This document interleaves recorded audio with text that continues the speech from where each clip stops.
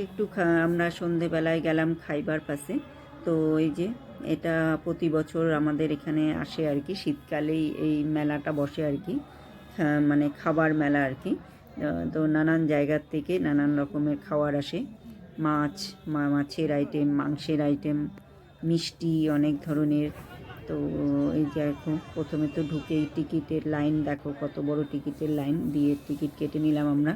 কেটে তো ঢুকে পড়লাম, দেখো প্রচুর ভিড়, সমস্ত জায়গা সমস্ত দোকানের সামনে ভিড়। তো এইভাবে আমরা কিছুক্ষণ ঘুরলাম, একটুখানি দেখে নিলাম প্রথমে কোথায় কি এসেছে না এসেছে আর কি। তারপরে একটু কিছু খেলাম, একটু মিষ্টি খেলাম। তো মাংস তো আমি খাই না, তাই মাংসের কোনো আইটেম খেলাম না। তো এই যে মিষ্টি খেলাম, খেয়ে ব্যাস বাড়ি আসলাম। এই যে একটুখানি ঘোরাঘুরি করে, প্রচুর লোক, প্রচুর ভিড় এখানে। তো এই মেলাটা প্রতি বছরই এখানে আসে আর কি। তো সবাই খুব এনজয় করে এই মেলাটা।